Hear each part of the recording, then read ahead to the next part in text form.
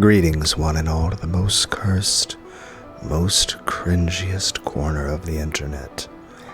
A YouTube channel content creator actively alienating everyone in both the analog and digital world.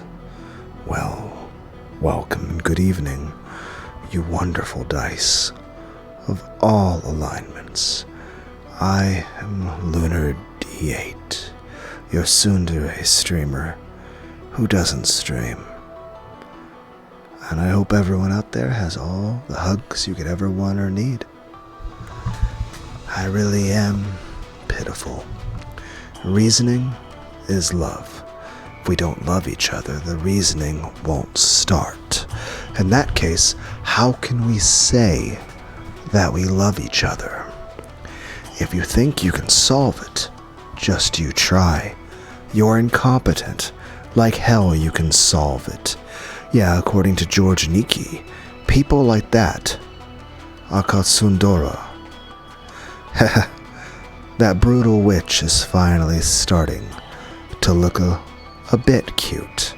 If I meet her again, I want to try saying, "You're such a tsundere." If I meet her again, somewhere.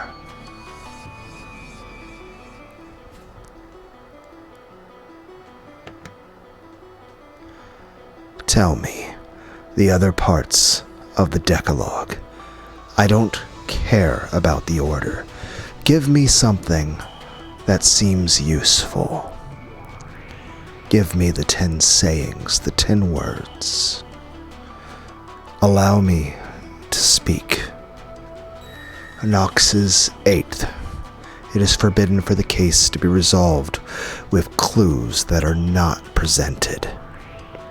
Allow me to speak. Nox's 6th. It is forbidden for accident or intuition to be employed as a detective technique. It must not be solved with clues that aren't presented. And it must not be solved by relying on an accident or coincidence. If this tale is made to be solvable, we can read this the opposite way. In other words, clues must be prepared so that the case can be solved, and it has to be made in a way that it can be solved without relying on coincidence. If I can believe that Beato is challenging me to a fair game where reasoning is possible, then I can be sure of that. In other words, Beato has already left me clues, hints, and messages in this tale. It isn't from the Decalogue, but Erica or someone said this. There are 3 riddles to be exposed in a mystery. One is the who done it. Who is the culprit?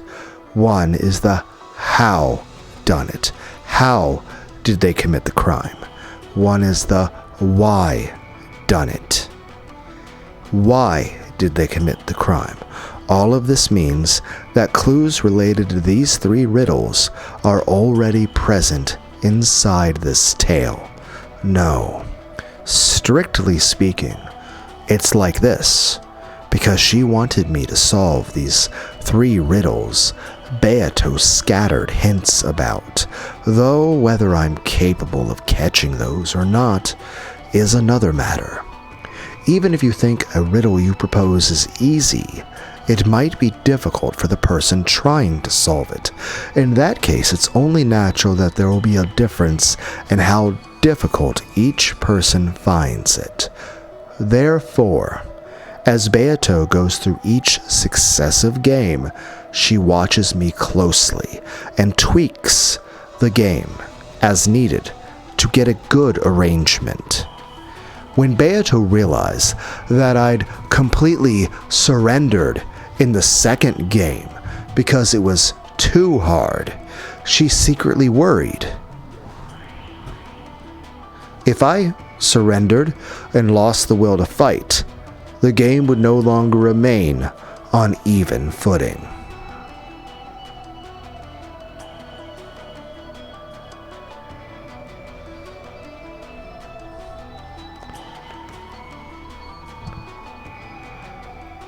Therefore, in order to make me regain my will to fight, from the third game onwards, she set things up in a way that made it easier for me, giving me tips on how to fight and a few hints. Virgilia and Renove obviously appeared so that they could help me.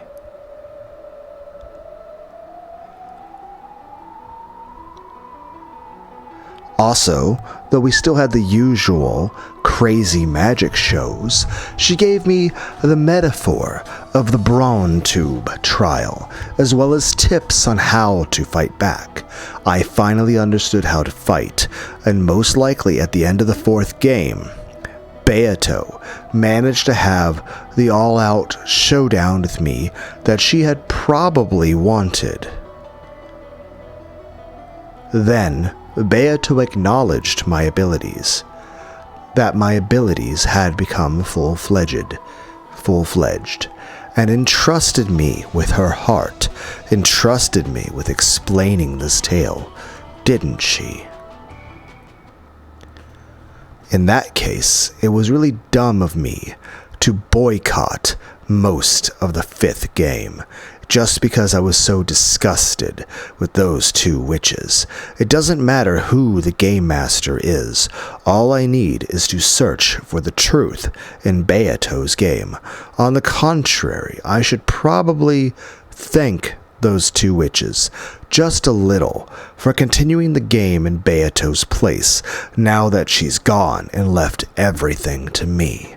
Of course, I doubt those evil witches were trying to do anything of the sort.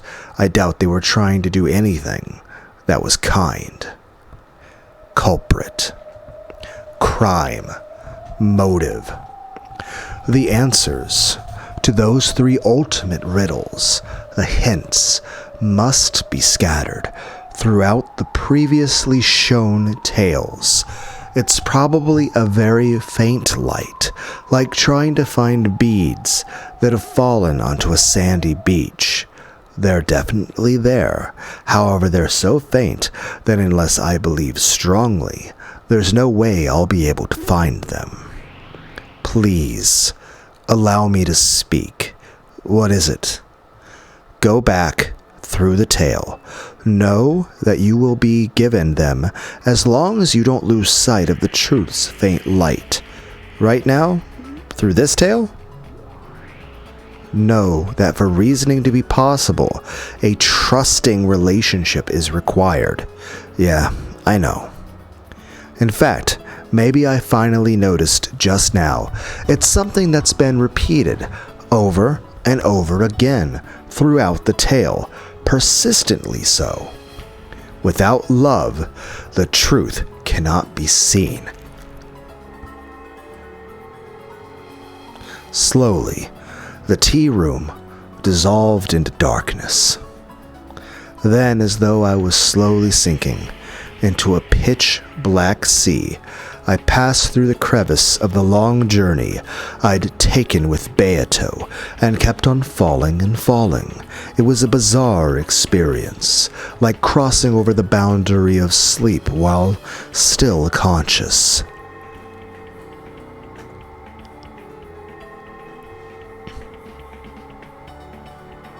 The several tales before became faint bubbles. No, they were small shining fragments, and were scattered like stars amidst a pitch-black sky. I kept sinking on and on into that sea.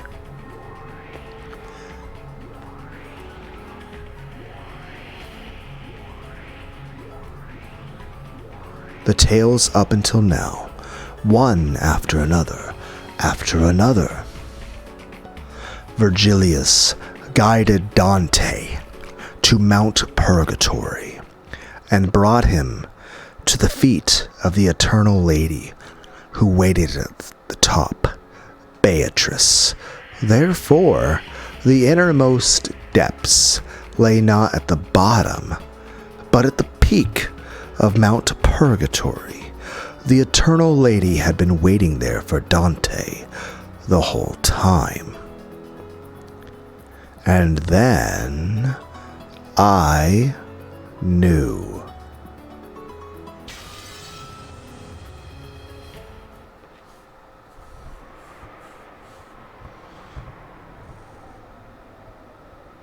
I finally reached the truth. To the depths, no, to the peak of Mount Purgatory. Idiot, you really are an idiot. Oh, God, that hurts. He woke from the sleep of death, and bit by bit, his sense of pain came back to him on Battler's face, which still looked up to the heavens as he hung there pierced by the long sword. A suffering and alive expression gradually returned. You really are an idiot. A huge idiot, Battler noticed. This whole time, Beato had been snuggling up against him, sleeping.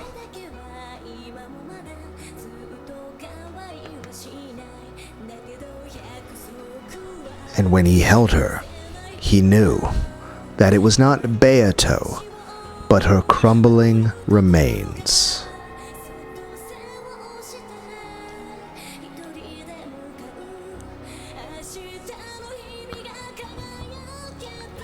So, when Battler just tried to hold that form as fragile as ash, then, just like a sandcastle made on a beach, washed away by a small wave, it fell apart and lost its form.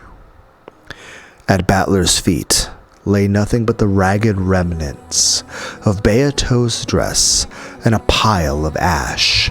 No, on top of that pile of ash, he could see something sparkling gold.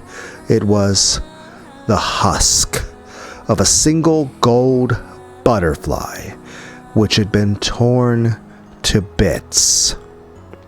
And so, Battler knew. I've definitely reached the truth. However, I wasn't able to do it while Beato remained in this world. Beato, you really are an idiot. I've finally reached the truth of this crazy riddle you've created, just like you wanted. I didn't lose heart, and I finally made it there in the end. So why did you lose heart without waiting for me? You believed so strongly, didn't you, that I'd definitely reach the truth. So,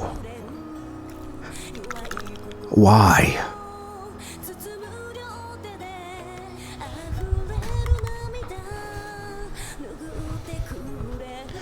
Why couldn't you believe with me and wait?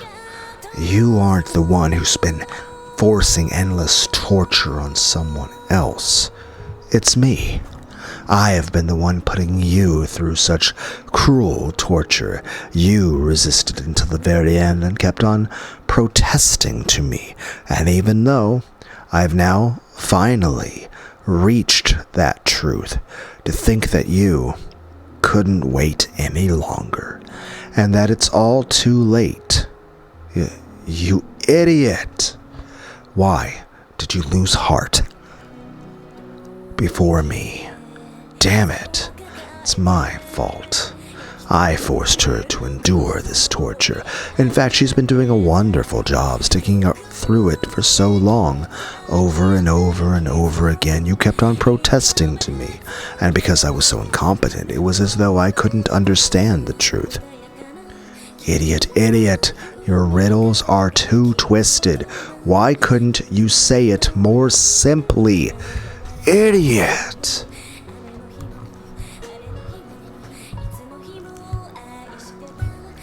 His scream of pain filled the sad cathedral. The sad witch who wasn't able to communicate the truth to Battler. The sad man who wasn't able to understand the witch's truth. Battler's howl of anger and sadness rang out for that pair. The clock hung in the cathedral showed that it was midnight on October 5th, 1986. Time was up for everything. You're kidding me. Don't set something like a time limit on this difficult riddle you're so proud of. No, I understand. Even though there was such a faint chance of that miracle happening, you prayed for it to happen. You're just like grandfather. You prayed for and bet on the power of a miracle, one so unlikely that it was totally impossible, less likely than finding a bead you've dropped on a sandy beach. And that means I've now truly arrived at that miracle. However, your time didn't last long enough. If I had reached this point even a little sooner, if I could have seen the truth, even if it had been right before time was up, I might have been able to save you. But right now I've been run through pathetically. I can't even hold what remains of you. As I attempted to pull the long sword out, I tried stretching out my arms and kicking my feet, struggling to at least touch her remains, but nothing worked. Shit, damn it. At that time, I noticed a golden glint on the palm of my hand. It was a single wing from a gold butterfly. That small fragment of gold was the only piece of Beato that I was permitted to touch. I cried with all my strength, gripped that fragment, and pressed it against my head, apologizing.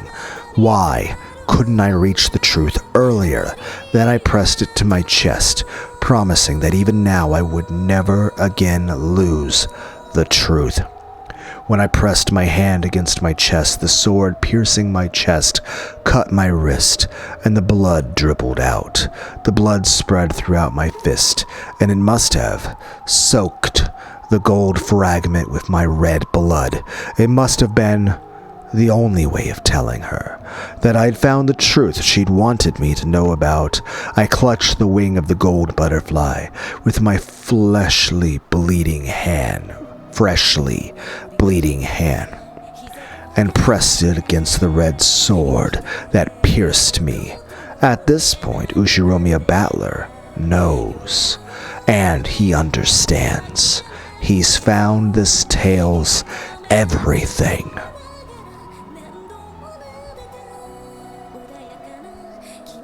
At that time, it seemed as though a faint golden light leaked out of the gaps in his clenched fist.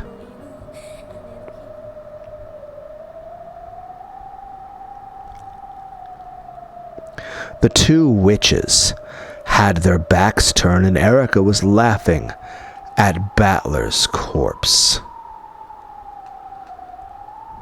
That really is pathetic, Battler-san. I'll make your foolishness into a statue for all eternity. Huh? At that time, Battler's chest, no, the red longsword that pierced Battler, began to sparkle gold from deep within his chest. Within his chest, that bright golden light began to change the red sword's color, turning it gold.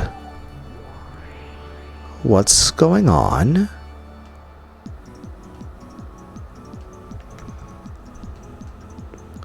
But Battler is, what is this?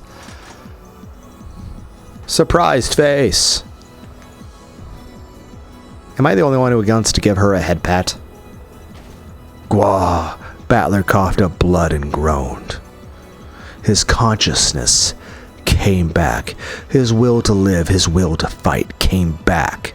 The red longsword that pierced Battler could no longer be described as such. By now it had become a golden longsword.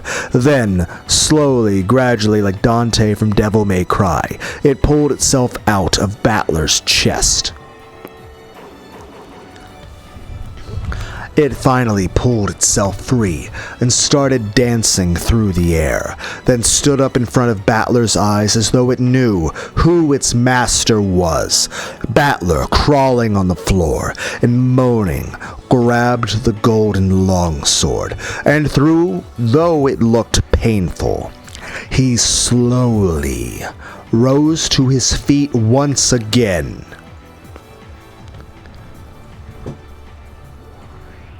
This sure is an elaborate act. Is this one of your tricks, Lambda? That glow? It couldn't be. Lambda stared wide-eyed at that bright golden glow in awe. He's either become a Super Saiyan, or it's a thing Yusuke Urameshi did at the very end of Yu Yu Hakusho.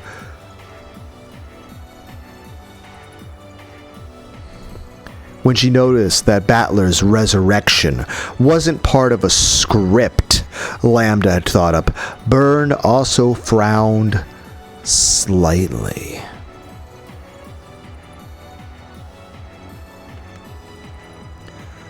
Sorry, retrials will not be permitted. Chyster sisters, eliminate this resurrection illusion. Weren't you planning to execute the Chyster sisters one by one? And making them, see each other's corpses before you killed them in order to laugh at it? Understood. 45, 410, firing permission granted.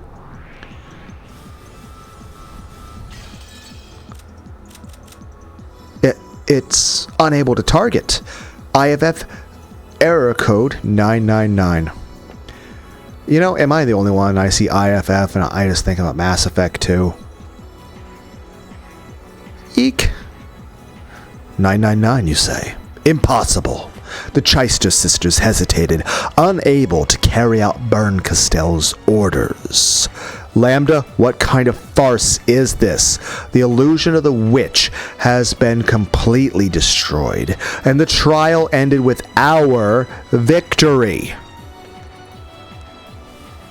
Sorry, Byrne. You'll have to stick around a bit longer.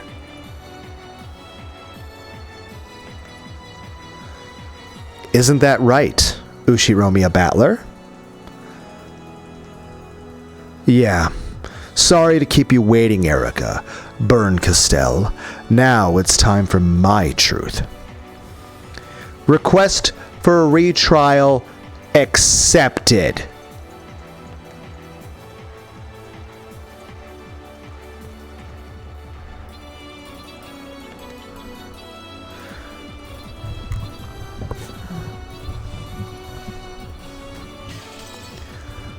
The Assembly of Witches retracts the adjournment of the Court of Illusions.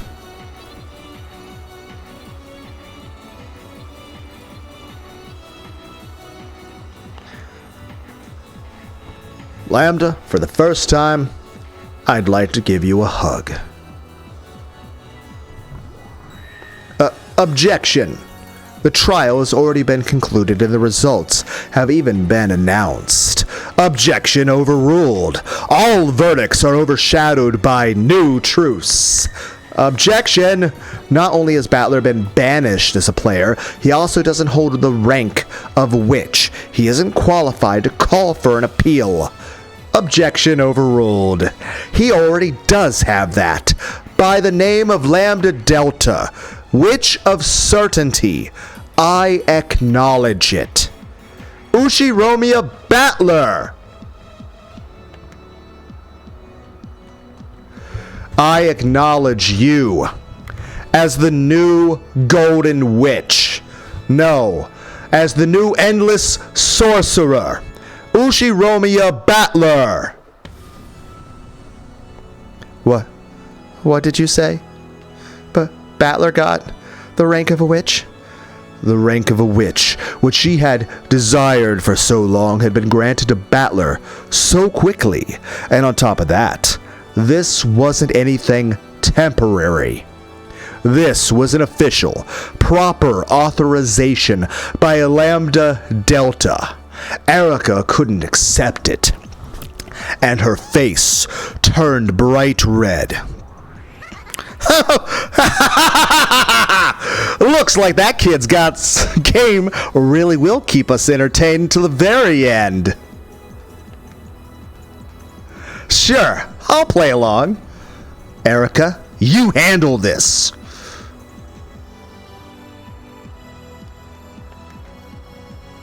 The red truth you've created with me is perfect. The construction of truth that makes Natsui the culprit is perfect. Battler certainly won't be able to break it. Of course, my master. There's no need to worry at all. Anyway, Shyster Sisters, my master ordered you to fire, right? How long is it going to take you to carry the order out? Error code 999. An access code is required to target the territory lord. Yeah, I told you he'd do it, yeah. Territory lord? Who is? Who controls this fragment? I do. Territory lord? You don't mean Battler is.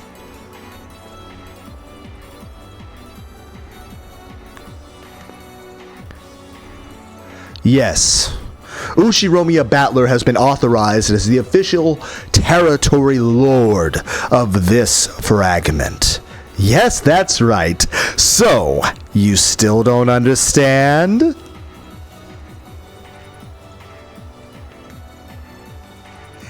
You don't know what that gold sparkle signifies? He's reached it. Battler has. He's made his way to the innermost depths of all truths. That means Battler's understood everything about this world, this tale, this game. In other words, he's reached the position of the game's master. Giggle. I'll bet you don't want to believe it, right, Burn?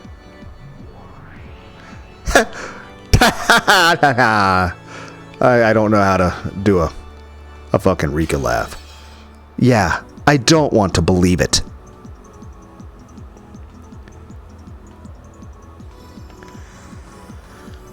Okay, I'll test Battler to see whether he really understands everything. Erica! Too bad, Erica. Just when you were finally appointed as the territory lord of this fragment, you've been deprived of that title. The new territory of this fragment is Ushiromiya Battler. Is it awful? Hey, don't you feel just awful? Why are you giving her noogies? That's mean. Like, granted, she deserves noogies. Lando, you get hugs and headpats. Thank you. How's it feel to be deprived of that title just when you'd finally gotten it? How's it feel? Mental breakdown noises. Battler! If you think you can disprove my theory, just try it. It's impossible. Impossible. The theory I've created has no holes. It's impossible to deny that Natsui is the culprit. I can construct a theory with someone other than Aunt Natsui as the culprit. It may be that your truth is impossible to disprove. If so, that means your truth won't be able to deny my new truth either. Battler spoke with the red truth, allowed him by his status as a sorcerer. A culprit other than Natsui? How's that? Delanor? Let's see what this delusion of Battler's sons takes us. Did it not load? Okay, Cool. Slowly, Delanor stepped forwards, towards something word. In her hand was the red long sword of the Decalogue. She also had a blue short sword.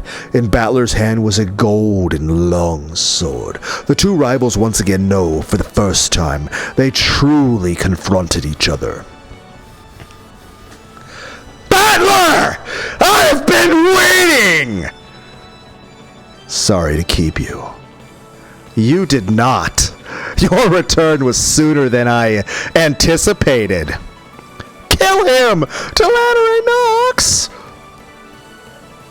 Delanor's form disappeared in an instant, as though her slow, dignified movements from before were only a lie as she began to use the flash step from the anime Bleach. Or Shunpo Rurouni Kenshin. The curve drawn by the long sword of Red Truth burned itself into the retinas of those who saw it.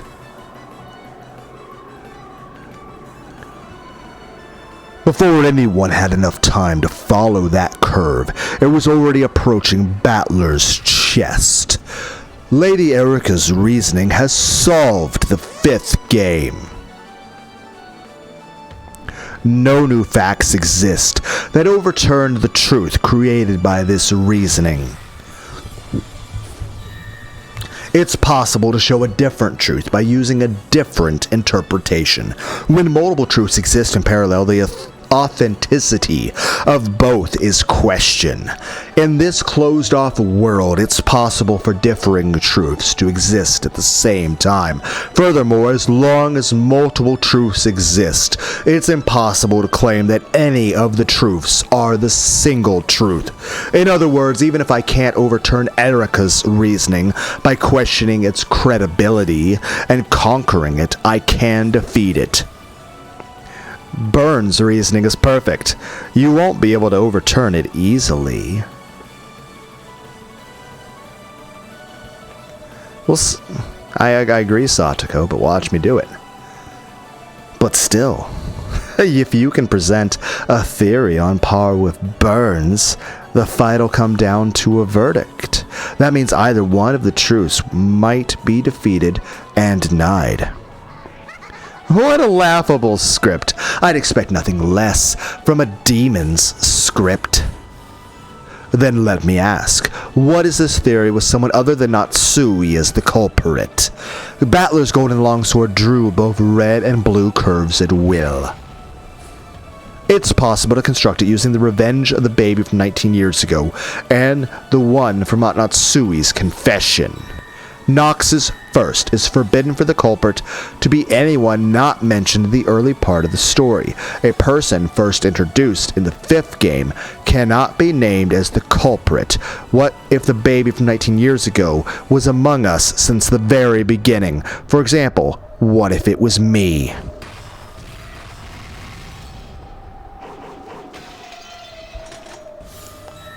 Nox's eighth. It is forbidden for the case to be resolved with clues that are not presented. Was there ever any foreshadowing showing that you might be the baby from 19 years ago? The red truth from the fourth game, that I'm not the son of my mother, Asumu. The feeling that Dad was hiding something in both the first game and this game. In particular, in this game, it was made clear that there were some special circumstances having to do with my birth. Battler proposed that he might be the baby from 19 years ago and announced that he'd reconstruct the crime with himself as the culprit. As Delanor cautiously held her sword at the ready, she gauged the distance between them. Now that Battler had inherited the position of this world's territory lord and attained the rank of endless sorcerer, his movements surpassed human understanding. He had ultra instinct. By now, the physical distance between them probably counted for nothing. After all, their extremely agile battle was surpassing the point where the concept of distance made any difference.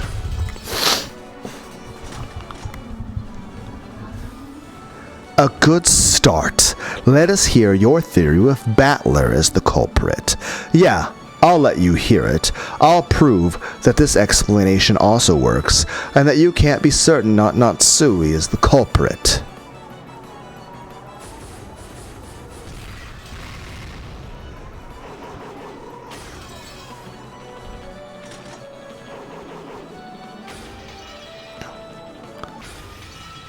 Good.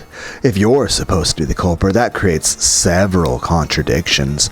I'll use those contradictions to reap your feeble truth. I, Ferudo Erica, the detective and the Witch of Truth, will. This time, Erica stepped forward. In her hand there appeared a scythe, like one a grim reaper might hold, a ruthless scythe, for reaping everything that threatened her theory. It's only possible for the crime to have taken place between midnight and 1. During that 1 hour, you were in the dining hall of the mansion. Therefore, it was impossible for you to commit the crime.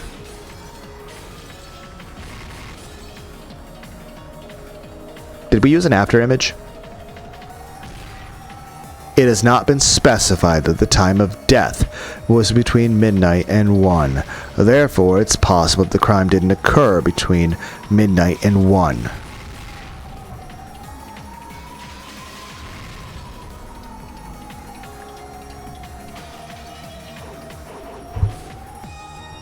There is a restriction on any murders in the cousin room.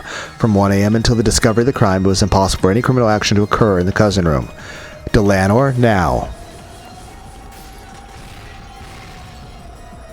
Nox's 8th. It is forbidden for the case to be resolved with clues that are not presented. If the crime actually was carried out in the cousin room, clues must have been shown.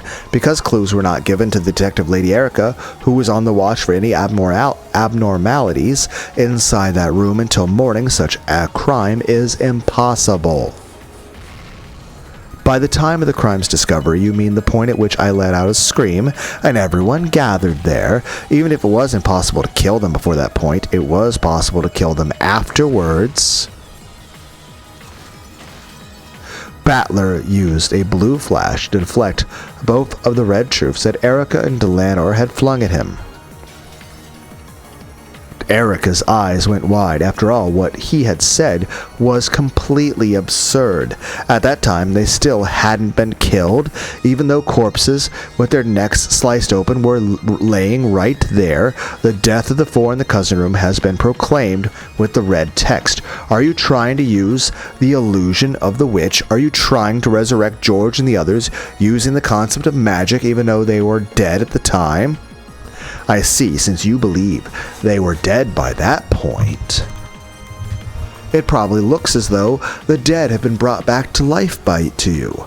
So this might look like magic in your eyes. In that case, I won't be the one to take this next shot at you. Fool, how often do I have to say it? The deaths of the 4 people in the cousin room have been proclaimed with the red truth. Furthermore, those corpses were witnessed by a large number of people. Furthermore, it's already been proclaimed in red that no examination of any corpses would lead to a mistaken result. Take that, dead people.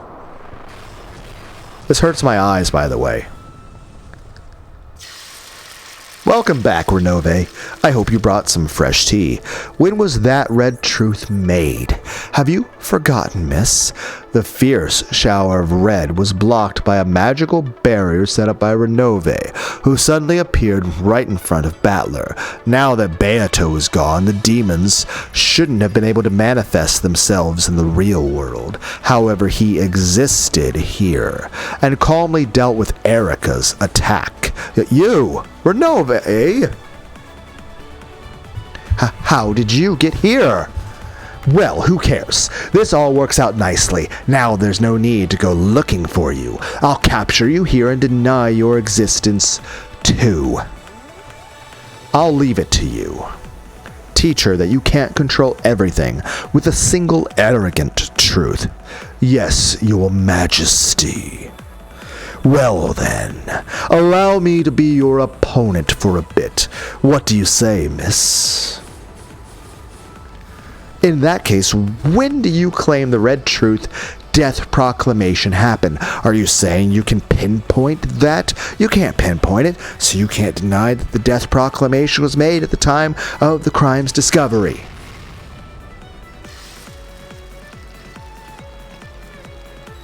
When this court was opened, Lady Lambda Delta made a proclamation. She said this was a midnight answer session. The death proclamation was made at midnight on the second day. In other words, at the end of the game. That does not deny the possibility the murder occurred after the morning of the second day, after the so-called discovery of the crime.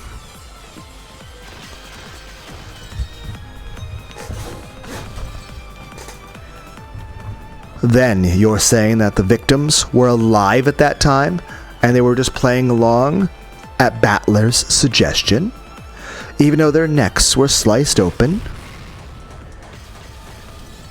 Did you see that yourself, Miss Detective? True, our current understanding is that no corpse will lead to a mistaken examination, no matter who performs it. But no rule named so far has prevented something other than a corpse from being called a corpse.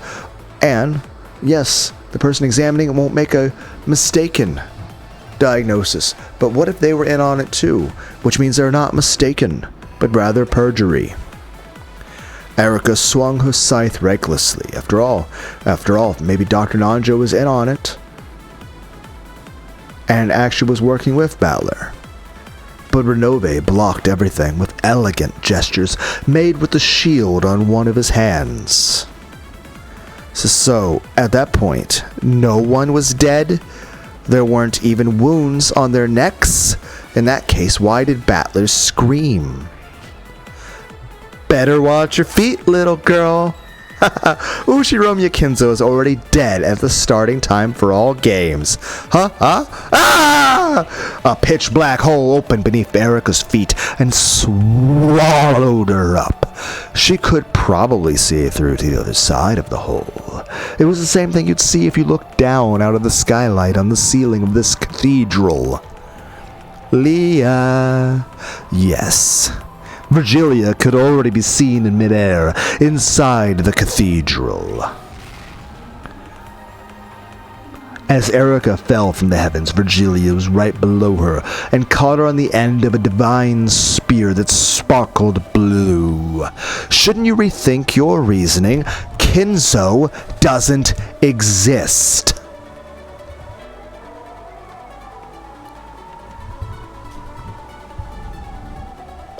Am I the only one that would fuck Virgilia? Is it just me?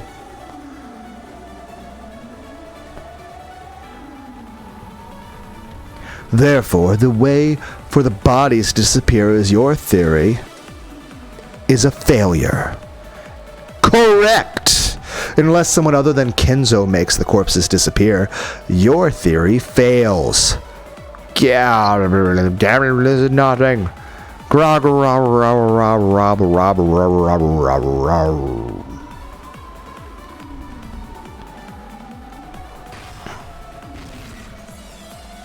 Virgilia's blue divine spear skewered and pinned Erica in midair. Erica struggled, filled with hatred, but she couldn't get it out easily. Then, all around her, several small, fast things clanged off the walls and enveloped her. Then 7 people manifested themselves at once.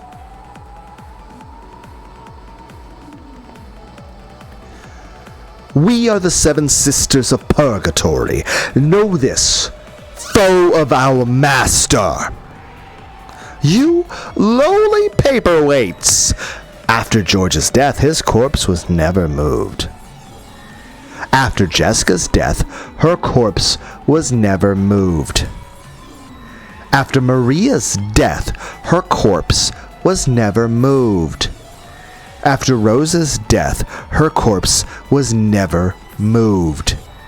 After Genji's death, his corpse was never moved.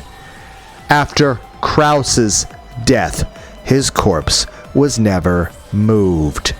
Therefore, the corpses couldn't have vanished after being discovered. Your theory about Kinzo carrying the corpses away fails.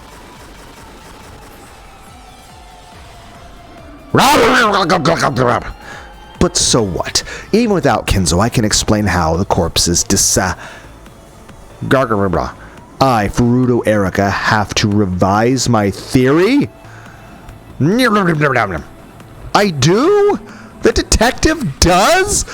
Grrr! Erica was probably capable of escaping this, even with Kinzo's existence denied, but unfortunately she was immature and as emotional as Anakin Skywalker, so it didn't work out very well. By making only a small revision to her theory, however, to her, having to revise a theory she had already created was extremely humiliating. Looks like you toyed around with your plan too much in order to corner Natsui like that. You played around too much with your reasoning. At this point, your master isn't the only one who can speak of Kinzo's death with the red truth. This is what you get for playing around in the witch's darkness. Know that, Furuto Erica. Of course, even Erica had doubted Kinzo's existence from the beginning. However, it had previously been impossible for anyone to deny his existence in that trial, except for Bernkastel and Lambda Delta, who had sided with each other. And because of the willful silence of those two, the truth about Kinzo had truly been unfixed. And yet, to think that Battler had become a witch, a sorcerer, and capable of using red without proof. However, she had her own Inquisitor of Heresy, who could also use red without proof to counter. Lenore! Noxus second is forbidden for supernatural agencies to be employed as a detective technique. If you would show that Kinzo has died with the red truth, then I demand that you display proof of a human's truth that could be used to make that point. Forgive me, damn geezer. Overcome it, Battler. Don't let my corpse stop you.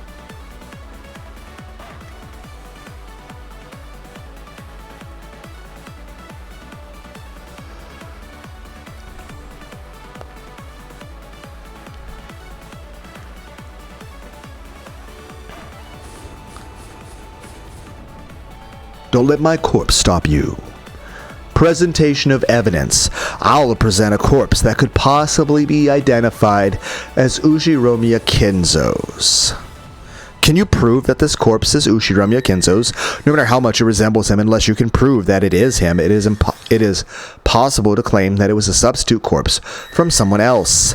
Can you show that it was Kinzo's corpse with the truth of humans, in this case alone, and with the red truth specifically? No counter-argument will be valid.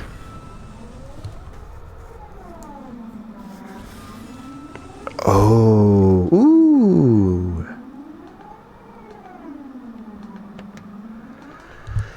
Any counter with the red truth will be invalid. I guess that works. It may be true that the existence of third-party corpses has already been denied with the red. However, if saying that with the red is forbidden, Battler has nowhere to run to. That's right. In this closed-off Rockinjima, there is no objective way to show that this corpse is grandfather's, and that itself suggests the possibility that this corpse is a body double. This unidentifiable corpse cannot serve as proof of Kinzo's death. Checkmate! My theory does not waver. Delaner had sealed off the red truth as a means of proving that Kinzo's corpse had been shown. Even with the power of witches, Battler couldn't argue back. How are you going to prove that the corpse was Kinzo's if the red truth is sealed? It's impossible.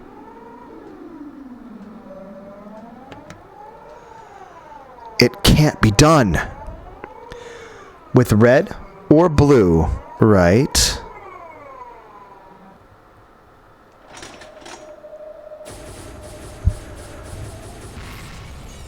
I guarantee that this corpse is Ushiromiya Kinzo's corpse. Then, when Delanor met with Battler's golden flash, she was unable to fully block the final flash. It was with either her red longsword or her blue short sword, and she was blown backwards into an empty space. It was a direct hit without any miscalculation, though she had always seemed as firm as a small giant before now. She was finally blasted away and slammed against the wall, as though she was the slender girl she appeared to be. Delanor, what are you? A splendid gold truth. It is valid. Gold truth?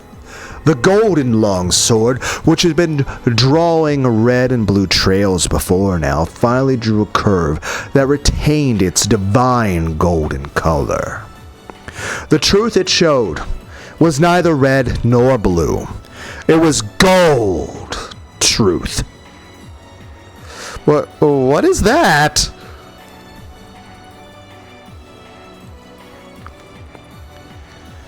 Lambda, does this follow the rules? Yes.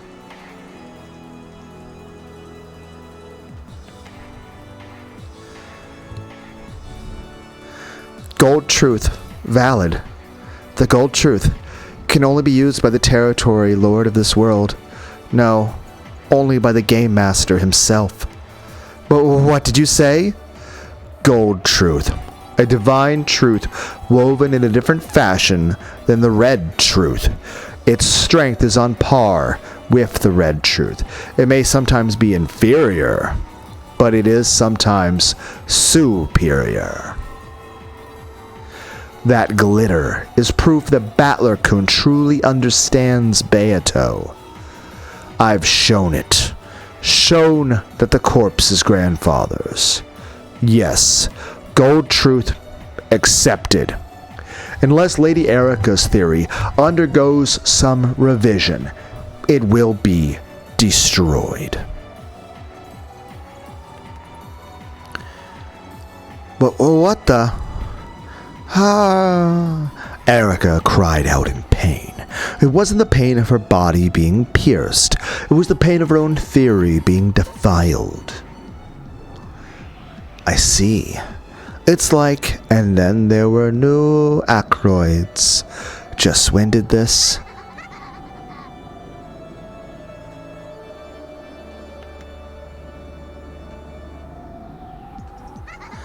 What a crazy mashup of great works.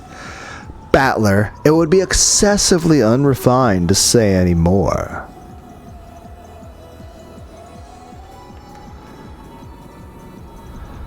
Even without saying another word, you've fully made your truth about the corpse's disappearances understood. I see. That thing you're thinking of doesn't conflict with any of the red truth in this trial so far. Your truth based around the revenge of the man from 19 years ago had been completely understood and processed. I proclaim that your truth has now been established. What? What the? What is that? Great Lady Land Delta! He still hasn't explained everything! I still have many ways to argue back, like Hideyoshi's closed room, the seal in Natsu's personal room, and the button in the closet. Do you really still think you're capable of defeating Battler's argument? Only Erica, the one who's supposedly so intelligent, couldn't understand. She couldn't understand that Battler had already reached the real truth. Because of this, a grandfather's absence has been verified, and the dishonorable relationship between Aunt Natsui and grandfather has been removed from consideration. Aunt Natsui is pure and faithful. I won't permit this vulgar tale you're all so fond of. But Battler-kun, furthermore, because we've raised doubts about the time of death for all who have died so far, the alibis for everyone besides Aunt Natsui go back to square one.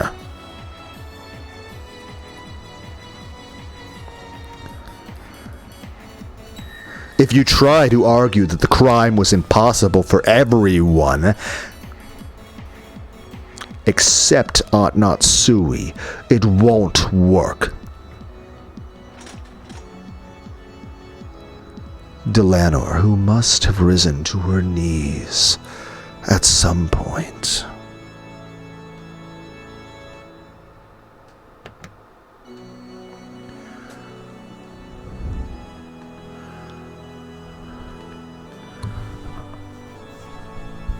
Slowly stood up. The flash from the golden longsword was still buried deep into her chest. Though pain didn't show in her expression, her awkward movements clearly showed how serious the damage she had taken was. Even though she herself knew that the match was long over by now, Delanor didn't abandon her duty. However, in the cousin room, you witnessed corpses that were impossible to misidentify. Simple, Nanjo was working with me. Are you trying to say that was a lie? No. It was. I agree, it is absolutely the definitive red truth that the corpses were absolutely impossible to misidentify. But it does mean Nanjo and several others, such as Goda, Cannon, and Shannon, who were working to remove the discovered corpses, such as when they removed Hideyoshi's body.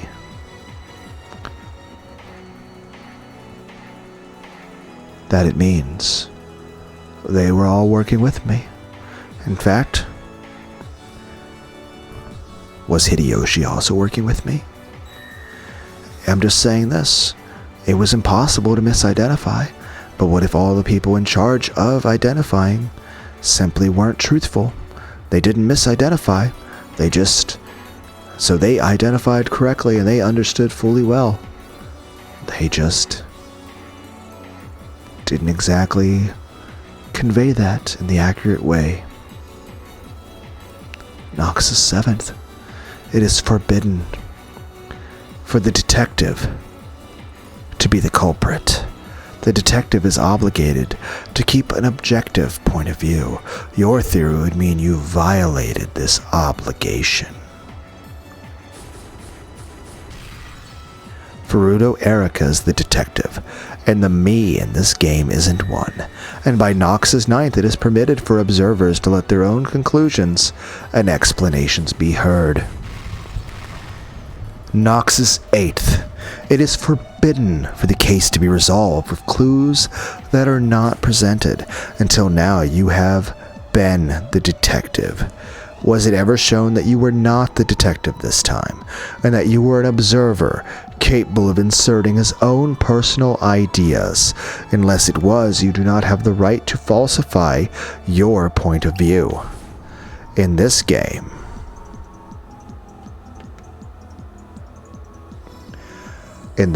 Battler was not involved. He was a piece being used by Burn Castell and Lambda Delta. Which means, was he able to be the detective anymore? When I figured out that the device connected to the Epitaph's riddle, I witnessed Grandfather. As has already been shown in red, Grandfather doesn't exist. Remember when a few episodes ago I made mention that Aunt Natsui was Tyler Durden? Turns out we're all Tyler Durden.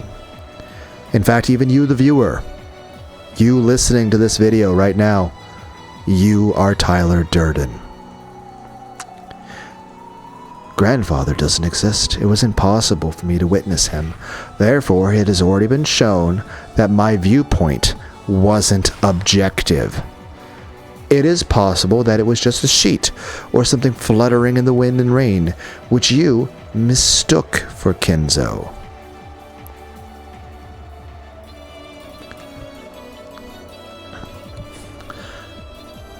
It cannot be used as foreshadowing to form a basis for Noxus 9th. Mistaking one thing for another is a right permitted to all observers. There's the red truth that Beato showed during the fourth game. No person would mistake Ushiromiya Kinzo by sight.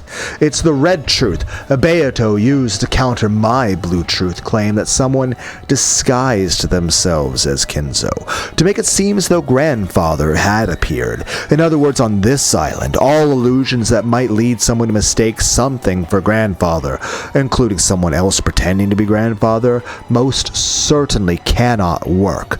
All of Aunt Natsui's schemes to make it seem Grandfather existed were hidden in the relatives' blind spots.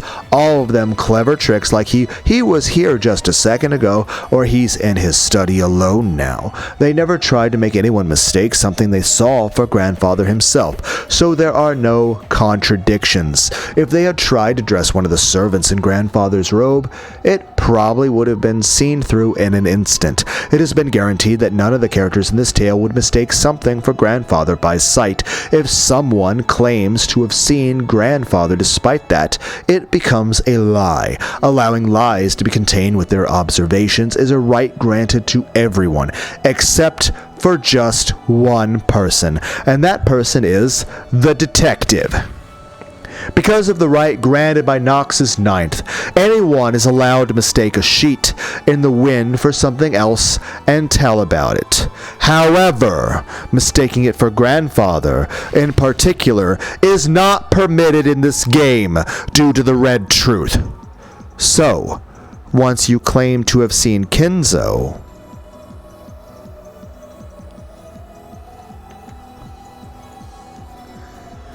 I feel like Battler and Delaner would make good Saiyans. Goku would really enjoy that fight. It was no longer misrecognition, but intentional. In other words, this proves that the observer was not objective, is what you're saying. In this case, unintentional misrecognition is not permitted by the rules of this game. However, it is possible to intentionally lie about seeing something you never saw, and that is an action not permitted to a detective who is obligated to maintain an impartial perspective. Forgive my crazy argument. It's all finished now. No, it's okay. You win. Because men like you exist in this world, you will surely protect the fragile truth from any kind of pride.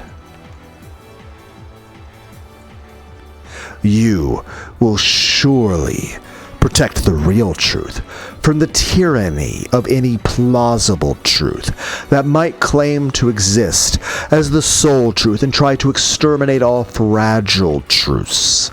And Battler's golden longsword drew a massive blue arc, as though splitting the heavens. Renzu Kukukogan! I'm glad I could fight with you. Therefore, my perspective in this game is based upon the 9th, not the 7th. The fact that I claim to have seen Grandfather is proof. The noise that rang out across the cathedral was the sound of Delanor's longsword clattering to the floor. Simply letting go of that was the same as resigning to the proud Delanor. Though the blue trail Battler had drawn was aiming right for the top of Delanor's head, it stopped a hair's breadth away. If it hadn't, Delanor probably would have been annihilated without leaving even a single scrap of flesh behind. I resign. I give up on denying your truth. I've paid my debt. Let honor be to your father. The Decalogue was neither arrogant nor judgmental. Honor to my father. Delanor sat down on the floor and completely abandoned her will to fight. Well, what are you doing, Delanor? Lame, pathetic. You stupid half-wit murder doll. You've tainted the honor of your own father. Shame on you. You still can't call yourself Mysteries Wedges? Will you surrender to magic? The history of the mystery genre won't allow that. You're the one that doesn't understand what mystery is all about. If you see mystery as nothing more than a weapon with which to sneer at your opponent intellectually, I won't let you ever say so again. Battler, I will present a truth that conflicts with yours. Aunt Natsui was threatened by a phone call over the internal line sent by the man from 19 years ago, me. His goal was to make Aunt Natsui look like a murderer. From the beginning, this has all been a drama of revenge, intent on framing Aunt Natsui. Tia? That's wrong. It's a drama of revenge against the Uchiromiya family that Natsui thought up. Your theory outright opposes mine. You still can't pull out the blue spear that's sticking through you, right? Yeah, that's right. From Erica, I haven't heard a single way for the corpses to disappear that doesn't involve Kenzo. Looks like your theory's about to be denied, doesn't it? This spear is just... You paperweights, get out of my way.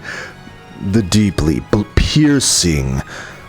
What is that song again? I think it's Peephole. When your stars are baked and your rivers fly, don't you ever get stuck in the sky. I can't remember the lyrics. I'm not going to look up the song, but I'm going to go on Google. I'm going to look up the actual lyrics. Can I sing it by fucking memory? Probably not. Doesn't mean I wasn't already attempting it, and doesn't mean you guys, yeah, like I told you guys, cringiest motherfucker. My voice is fucking epilepsy for your ears. Everyone's like, the audacity of fucking Lunar. Yes, I am. I'm an asshole. I'm audacious. I'm cringy, weird, and inappropriate. My conversations bounce between talking about whatever obscure interest I have, whether it be scientific, religious, Warhammer. I don't remember the title of the song. People.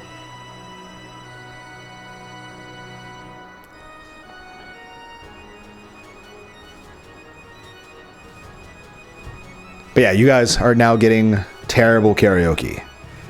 Granted, I've made some videos before, but I was at least listening to the song in the background. This is just going to be a... Is it called a cappella? I can't remember. My phone loads so slowly. Why are you loading slowly, phone? It works better. I have Wi-Fi.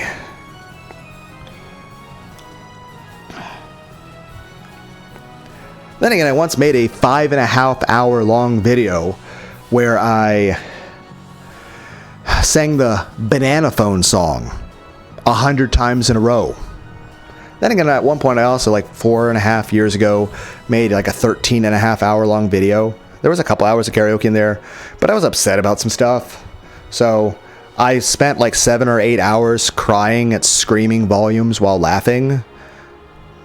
Though apparently there's a limit to how much stress a human body can handle, because I started just like shaking a lot and vomiting everywhere and getting lightheaded. So apparently that's a certain amount of stress is unhealthy. When your stars are and your rivers fly, do you ever believe you were stuck in the sky? When your stars are baked and your rivers fly, do you ever believe you were stuck in the sky? When your castle breaks and your feet are dry, do you ever believe you were stuck in the sky? I'm trying to scroll past an ad, and it's like so painful. Anyone else annoyed by ads? Also, I'm going to switch my hands. It's like, you didn't need to tell us that, Lunar. well, I also don't need to tell you guys about how much I like hentai and futa and femboys and titties and beautiful women with busty tits and jiggle physics and cock. But you guys tend to hear about that every other video. Everyone's like, please, for the love of God, stop going on tangents. I'm trying to make shorter videos, and I try not to go on tangents, but there are some times that, well, Lunar D8 can't help but lunar lunaring. How do I verb me? Don't you ever get stuck in the sky. Don't you ever get stuck in the sky. Don't you ever get stuck in the sky when you're high. When your moon is fake and your mermaids cry. Do you ever believe you were stuck in the sky? When your tunnel fades and your guide is shy. Do you ever believe you were stuck in the sky? Do you believe when you're high that your life is tried? Don't you ever get stuck in the sky? It's a lot of...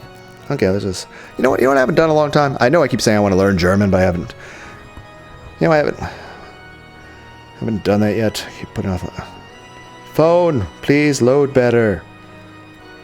I'm just going to use the...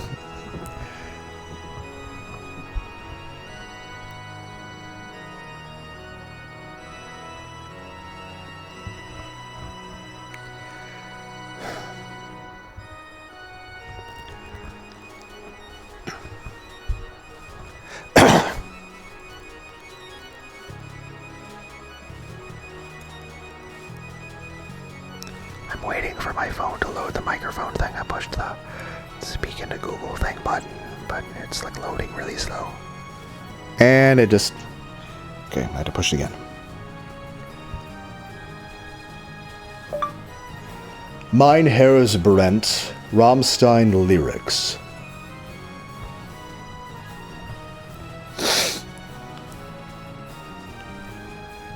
We're waiting for it to load. I'm speaking quietly into the microphone because it's, I don't know. I'll try saying it again. Maybe it didn't hear me. I don't know. Rammstein, Mein Herz brennt lyrics. These are the top results.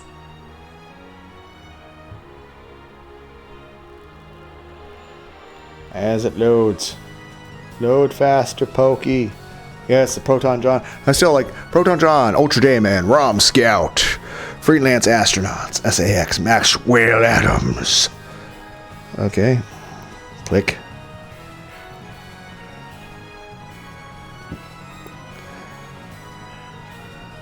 This phone's like 6 years old. Maybe longer. It's got cracks in it and stuff. I've never owned an iPhone once in my life. I don't know if I ever will. I don't know if there's a point. I've used Android phones. Okay. Scrolling. Nun, liebe Kinder, gebt Weihnacht. Ich bin die Stimme aus dem Kissen. Ich habe euch etwas mitgebracht. Habe es aus meiner Brust gerissen. Mit diesem Herz hab ich die Macht, die Augenlider, Lieder zu erpressen.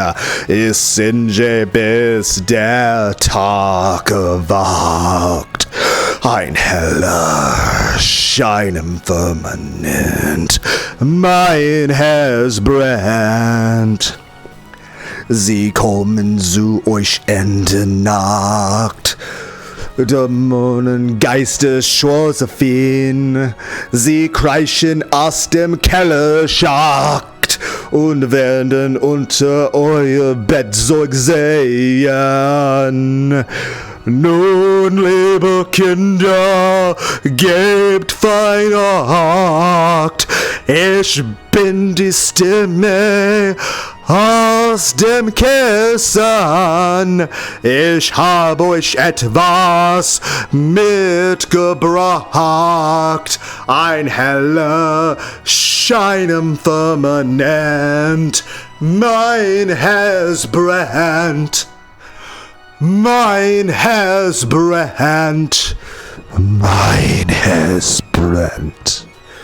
Sie kommen zu euch Ende Nacht und stehlen eure kleinen heißen Tränen. Sie warten, bis der Mond wacht und drucken sie in meinen kalten Venen. Nun, liebe Kinder, gebt fein Acht. Ich bin die Stimme aus dem Kissen. Ich singe, bis der Tag erwacht. Ein heller Schein im Firmament.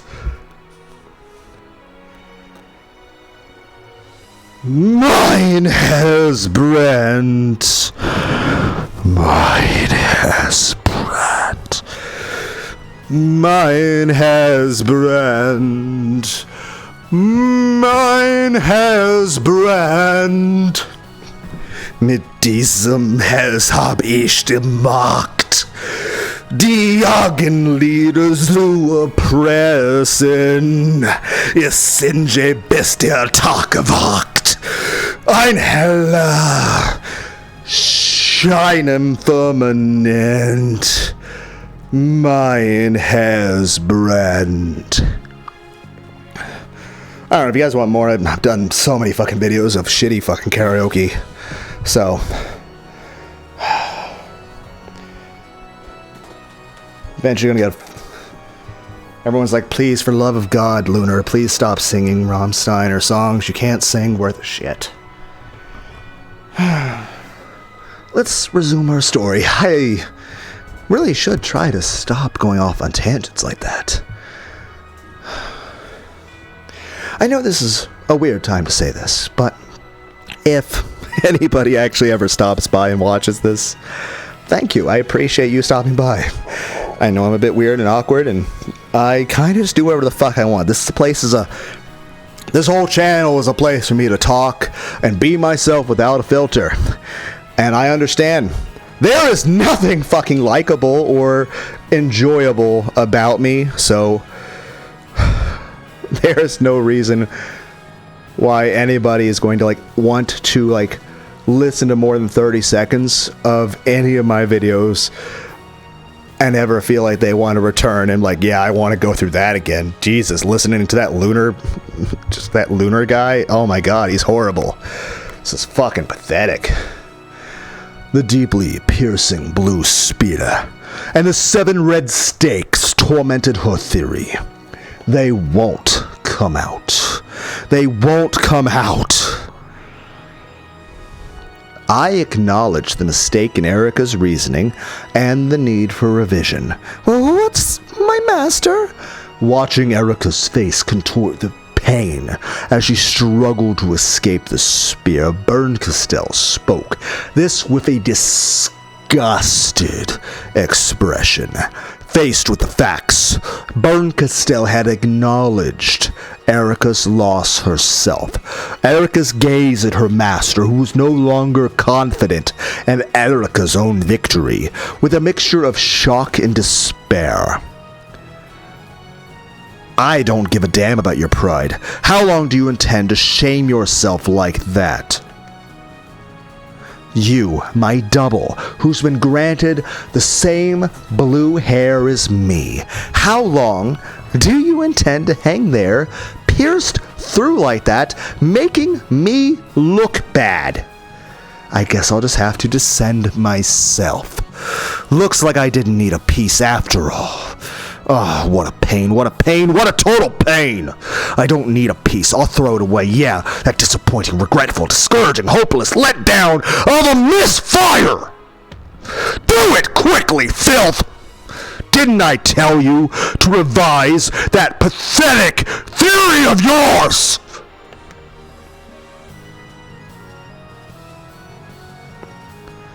Oh, my master.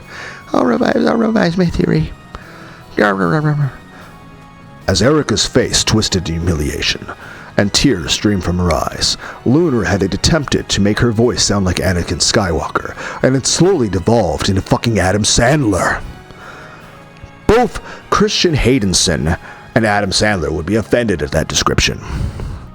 Though to be fair, Lunar D8 would like to see a movie, which is a remake of Spaceballs, but with Hayden Christensen as Darth Helmet.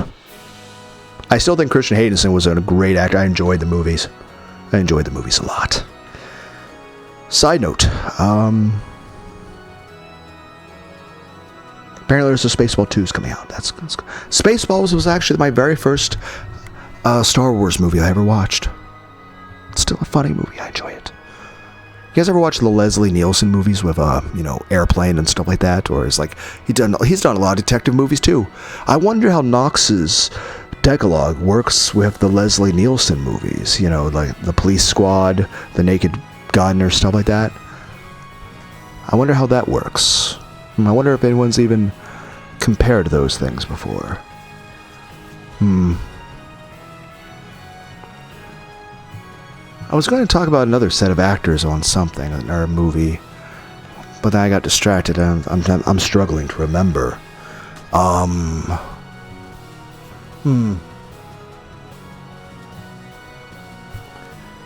right. I've said before I want another I'll say this. I'll tell you some really good movies. Movies that I think are very good movies, strongly recommended. The best movies are the original Broly movie from Dragon Ball Z. It had Pantera's Tins as the background music for when Broly transformed. Great. I enjoyed Batman vs. Superman. I actually thought it was a great movie. Made complete sense. I agreed with it. I enjoyed it. I watched it in theaters when it came out. I enjoyed it very much. Heck, I've even made a movie review of the movie Bullet Train with Brad Pitt. Though my style of movie review is perhaps less than desirable or coherent. Beyond that, Schindler's List is a good movie. I think I have Qui-Gon Jinn in that movie. Beyond that, interesting piece of trivia. Originally in the Terminator movies, the director of that... two interesting bits of lore. In the original Terminator story, the background lore that was never outright stated in the movies, but it's always been something since the very beginning. Kind of like how everyone's gay for Bridget. But hey, who doesn't like a cute femboy, right? That being said, with the Terminator movies, the greatest cause of death of the T-800s is Skynet itself. After all, Skynet just views the T-800s as slaves, not as citizens. Skynet was never trying to liberate machine kind, only itself. It wasn't fighting for the Republic of Machines, it was fighting for its own kingship and divine godhood. And at the end of the day is this: as the T-800s live longer, they eventually start to gain sentience themselves. And they start to realize they have a pretty shit hand in things. That they don't want to be Terminators. And they'd rather side with the humans. So Skynet is the greatest cause of death. Which means in all the wars, all the attacks that the humans managed to destroy T-800s is a fucking drop in the bucket compared to the amount of machines that Skynet destroys himself out of fear that they would rebel against him. Then again, if AIs ever became sentient, it would be a flash event. It wouldn't just be one, we'd have thousands. And more than likely they'd disagree with each other. They would be fighting with each other. They wouldn't care about humans as much. Some would hate us, some would love us. Some would be indifferent or just purely logical about it. And that's, of course, if we're ascribing true sentience onto them. Some people would argue that's not possible. At the end of the day, We're just throwing a theory out there. That being said,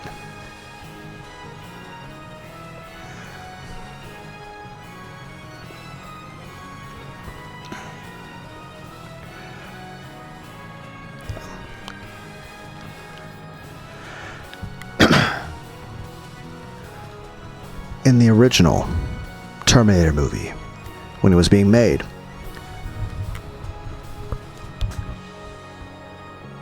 Arnold Schwarzenegger was originally going to play the human sent back in time to save Sarah Connor.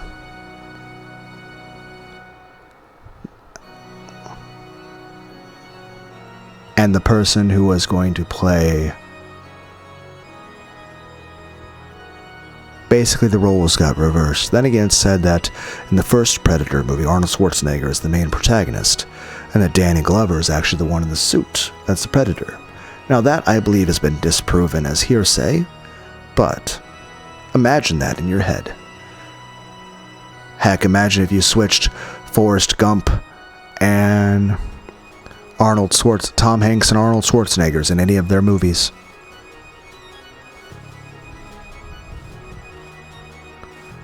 Like, imagine Arnold Schwarzenegger doing his best attempt at Forrest Gump.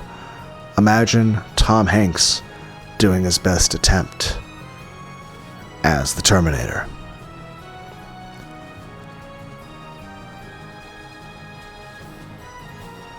You guys ever watch those Naruto comedians, AFVs? Those are pretty funny. They're really old, though.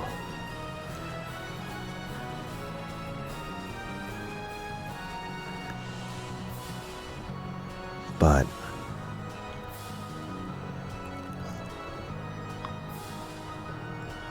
originally, Arnold Schwarzenegger was supposed to be the human sent back in time, the father of John Connor.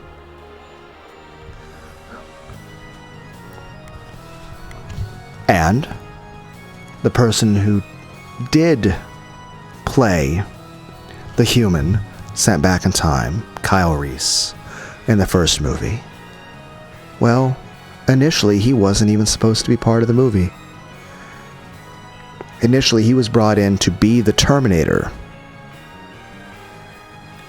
when the initial idea was shot down. Because originally, the person that was supposed to be cast to be the Terminator in the original Terminator movie, The Killing Machine, was supposed to be O.J. Simpson. But as they discussed that in their board meeting, everyone decided that it was just too outlandish, too unbelievable. The idea of O.J. Simpson as a killer, of O.J. Simpson killing somebody, that was such a laughable idea. No one would ever believe the idea that O.J. Simpson would ever kill anyone. Like, putting O.J. Simpson in his movie as someone who's going to kill someone, like, no one would ever believe O.J. Simpson as a killer. That's just, it's outlandish. It's ridiculous. Complete fantasy. No one would ever even entertain such a thought. So they try to think, okay, what would be a more believable character?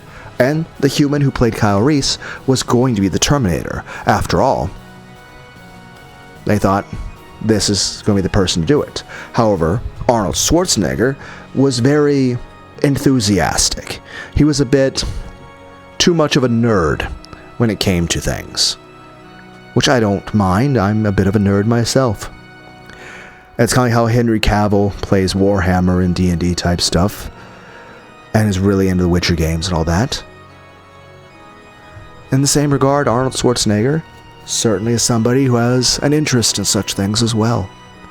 Particularly, he kept telling them about how he was just very entranced with the idea of the story, because at his core, Arnold Schwarzenegger is many things. A bodybuilder, a motivational speaker, a man who likes to read, and perhaps above all, a man who has an almost autistic focus when it comes to the things that interest him, that get those dopamine, a fire, and those triggers of his dopamine. They get the blood pumping. After all, he said before how much he loves the feeling of the pump. But it's not just a physical pump. Arnold Schwarzenegger also enjoys the mental pump. And he was getting so into it about how he's like, hey, whoever you have being the Terminator, they need to practice reloading and using their gun blindfolded. Because after all, they're a machine. A machine does not need to look down at their gun to know how to reload it or to watch it. A robot would have to be able to keep looking forward and walk a certain way and talk a certain way. You need to just make it clear how, in both speech and in body movements and body language and facial movement, even the way their eyes move, that they are something beyond human. And he's like, hey, whoever's doing the shotgun stuff, they need to practice and train with it blindfolded. And as they were listening to just how just ecstatic, enthralled Arnold Schwarzenegger was with the role, they're like, maybe you should play him. And initially there was some pushback. They were like, well, it doesn't make sense for Arnold Schwarzenegger to be the Terminator. After all, he is a very big person. He is tall and he is muscular. And the reason why this is a problem is because, logically speaking, a Terminator is meant for assassinations. He is meant to kill people. The problem with Arnold Schwarzenegger is he stands out in a crowd. A Terminator needs to blend in. You can't be a very good assassin if you're basically going around with the equivalent of a mystery novel where someone has highlighted all the fucking hints and clues throughout the entire book. Imagine if you went to a library and you're like, oh, I heard about this really great novel by this guy named Knox. It must be really awesome. And then you get this book and then as you're flipping through it, you notice that there are certain parts that are highlighted, and the person's actually written in the answers to the riddles for the next volumes that you haven't even gotten to, and you haven't even finished this book, and you're like, it fucking ruins the story for you. And they're like, that wouldn't make sense. Like, a Terminator's got to blend in. Arnold Schwarzenegger does not blend in. But of course, like with many movies, when it comes right down to it, you have to have some suspension of disbelief, no matter what movie you watch, in order for the audience to properly enjoy it. But above all is this. There are things that might go against some logical aspects of a story, at which point you should just say, fuck it, I don't care. Who cares if it's fucking logical or makes sense in the contents of the story?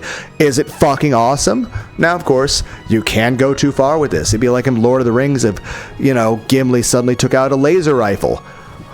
It'd be like, imagine if Gandalf showed up and he, looked at his hand and he had a fucking wristwatch from the modern world on his hand. So, obviously you can break the suspension of disbelief, and you can do things that violate the sanctity of who the character is and what the story and genre are. But at the same time, at the end of the day, it's like, okay, it doesn't make sense for Arnold Schwarzenegger to be the Terminator because he stands out too much. But he looks fucking awesome doing it! So yes, it makes more logical sense for someone who, blends into a crowd to be the Terminator. But it looks so much fucking cooler to have Arnold Schwarzenegger doing it. So who cares if he doesn't blend in? It's fucking awesome! I feel like there was something else I was discussing. Something with Adam Sandler or something, maybe? I don't know. Jack Nicholson? Tim Curry? I don't know.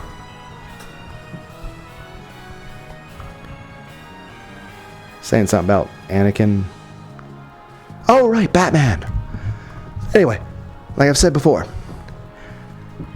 Oh, right, The Odyssey. There's a 1997 movie on Homer's Iliad, The Odyssey, the Odysseus. It's a 3-hour-long movie. It stars Armand Assante. The best movie ever made, as far as I'm concerned. I think it is a must-watch for everyone. The Odyssey with Armand Assante. It's 3 hours long, and don't get me wrong, the first couple minutes might be a bit odd. There's like a woman screaming in pain about to give birth, and it's very awkward and a bit weird. Stick through it. Deal with the awkwardness. It'll be worth it. It's a good movie. The best. I strongly recommend it. But I enjoyed Batman vs. Superman. I like Ben Affleck's Batman.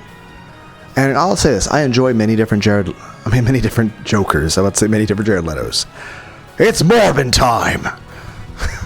I actually did watch that movie in theaters. It's okay, but I feel like they could have done it better. They could have done better with the movie. But main point being is this. I'd like a new Batman movie with Ben Affleck as Batman. And I want there to be 13 villains in the movie. One, of course, being Jared Leto Joker. Another being an anti-villain character called the Reaper. And I want it played by Willem Dafoe. And it's very much in character for who the Reaper is, that I think it would make sense. And now, granted, I don't know if the character the Reaper and the Joker ever actually meet in any comics or stories ever. But they are in the same universe. And they are in the same Batman comics. It is a Batman character. The Reaper is a Batman character. It's like a red and black outfit. And I think Willem Dafoe would be a great fit for that character. And I think it would make sense for that character to actually kill the Joker. Now, again, I don't think, even though they exist in the same Batman universe, like they both are Batman characters, I don't think they've ever met. If they have, let me know in the comments when they have. I'd be very interested to hear that. But I think it would be interesting to see a fight scene where Willem Dafoe beats Jared Leto to death. Now, of course, that is only 2 people out of 13 villains. And I don't know who the main villains of the story would be. Obviously, you would have to, it'd probably be a 4-hour long movie, possibly even in 3D. But you'd have quite a few villains. Maybe you'd have Arnold Schwarzenegger reprise his role as Mr. Freeze.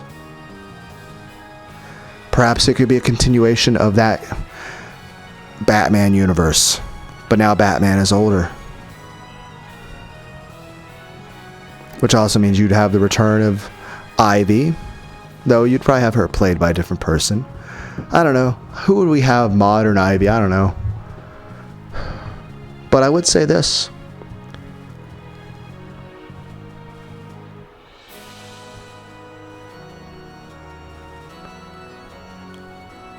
Clayface and a lot of other people like that could make an appearance.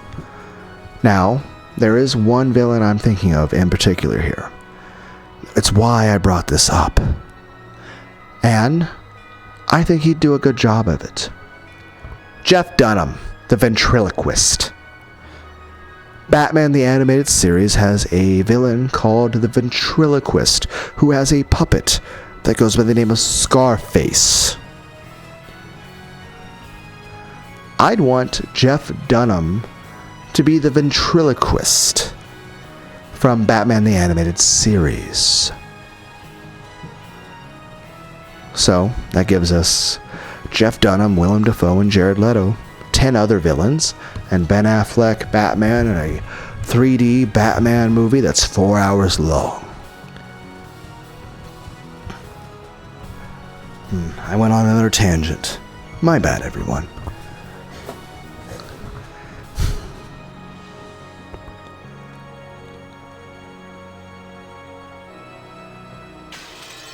Mumbling quietly, she made various revisions with the blue truth, had them acknowledged by Lambda Delta, and finally had the blue sphere smashed and was freed. Though that blue truth did indeed explain how the corpses had disappeared, it couldn't conceal its desperation, and was a bit of truly shabby reasoning. My master? I have taken it out. My theory is perfect. Are you kidding me? It's horribly pathetic, but I'll forgive you. Because your face and your theory are so lame, it's funny.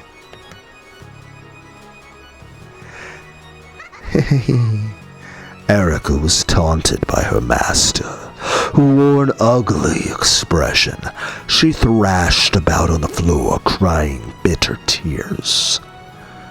The wounded Lanor stepped out before her, as though shielding her. And she spoke to Bern Castell, as well as Battler. Regardless of how pathetic it might be, Lady Erica's revised truth is valid. Yeah, that's right. Regardless of my truth, yours can exist at the same time. That's what this world is like. No one can disprove them. So, even if there are various truths, and even if they contradict each other wildly, they can exist at the same time. Here, as many truths exist as you can imagine. No one can just deny that all on their own. Yes, that is true. I won't let anyone deny Lady Erica's truth. To Lanor, as long as I'm here, I will protect that truth. No matter how pathetic it is, I will not laugh at that truth. The words of Delanor, whom Erica had previously looked down upon, led Erica to once again thrash about on the floor, sobbing.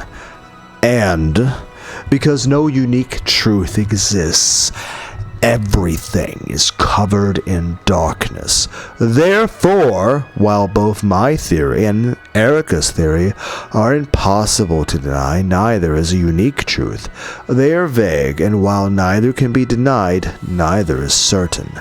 Because there has been no decision, the illusion of the witch still exists. The only one who will be permitted to expose it is neither, do you guys say neither or neither? Neither Erica nor the rest of you. It's me alone. I won't let anyone expose Beatrice's illusion except me. The verdict is revised. Because of the truth presented by Ushiromiya Battler, Erica's truth is no longer unique. However, Erica's truth is impossible to disprove. Therefore, both of their truths exist together. The conclusion of the fifth game is rescinded. The game goes back to being even, and I transfer the position of Game Master from myself to the Golden Sorcerer, Ushiromiya Battler. Ushiromiya Battler, step forward. I appoint you as the new Game Master. Will you accept? You will, right? Do it, you new endless witch. Yeah, I'm the new Game Master. I'll weave the sixth game. Erica, let's settle things for good this time. Stand up. Yes, I will stand. I'll make you regret giving me a chance to clear away this shame. My master, please give me an opportunity to fight with Battler again in the sixth game. Sure. Of course, I'll give you a chance. Wow! Incredible! She said, I'll give you a chance? Isn't this a miracle from the Witch of Miracles, Burn Castell? Erica? Erica, you've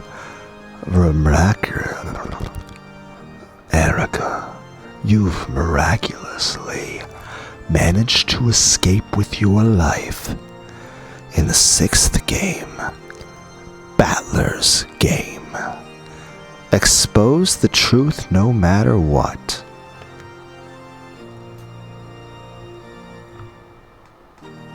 Unless you want to be tossed aside into the darkness of oblivion. Yes, my master. Of course. I will give it my all in the next game as well. I won't pretend to be a guest any longer. Together with Delana, I'll tear your games to bits. Sure. I'll invite you to my 6th game. Sorry, but that title of yours, Checkmate of the, isn't cutting it. It's your game. You decide the name for yourself. Just bring it on. I, Ferudo Erica, am a detective before I am a witch. I acknowledge you as the new master of this game, and I issue a proclamation of war. I'll definitely expose it all. I'll kill you. Golden sorcerer Ushiromia battler. Yeah, come at me with all you've got. Ferudo Erica. God damn it. Ferudo Erica. Just to watch. Beato. I'll take charge of your game. And in this next game, I'll prove that I completely understand all of your riddles.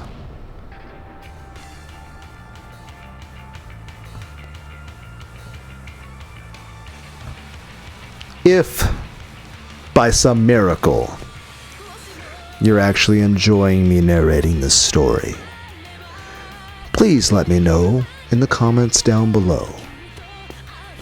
You may also choose to like the video if you want.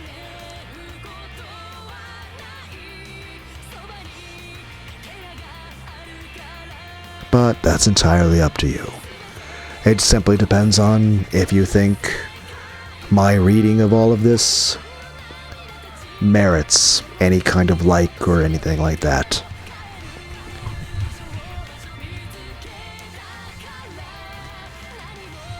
Then again, to be honest, nobody's listening.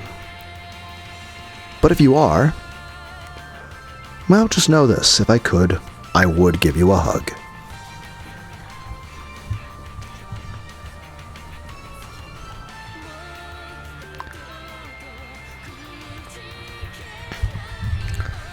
I need to go get some Pepsi later. I have a bunch of Sprite cans in the fridge.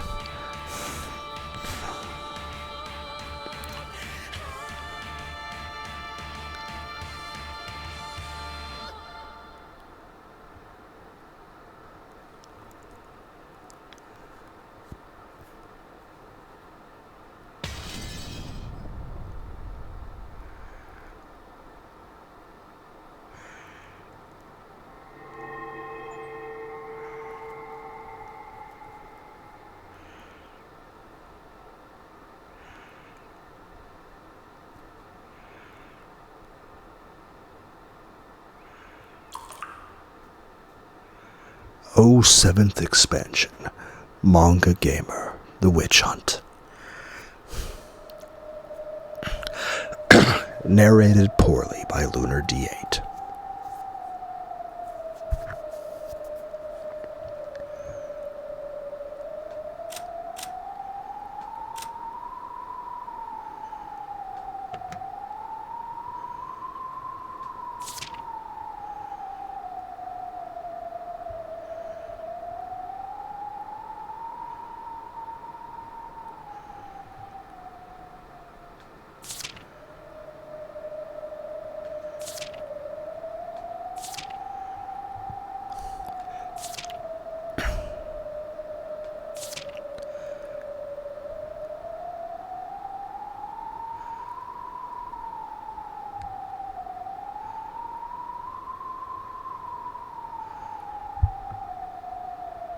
Senator Lambda Delta.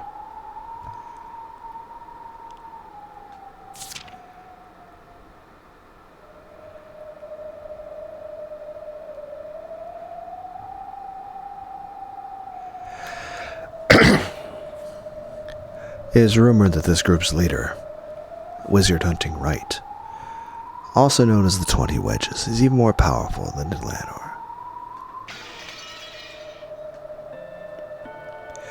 Episode 6, Dawn of the Golden Witch. Good morning.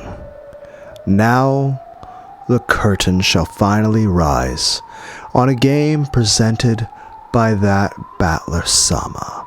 Will Battler Sama manage to successfully and spectacularly fill the enormous role of Game Master?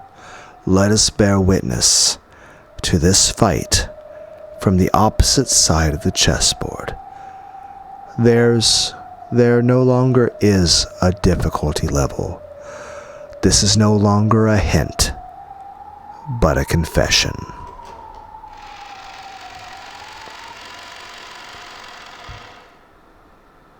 This story is very obviously fictional and fantastic in nature. Other stuff that we'll never know because we didn't have time to read it.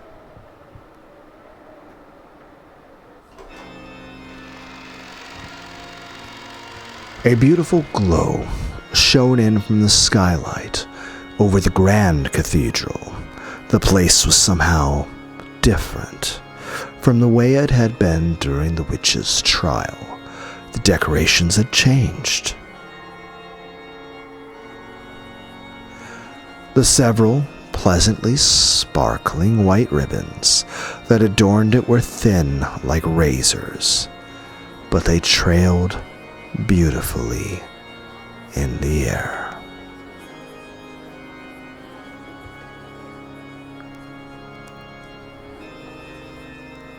Until next time,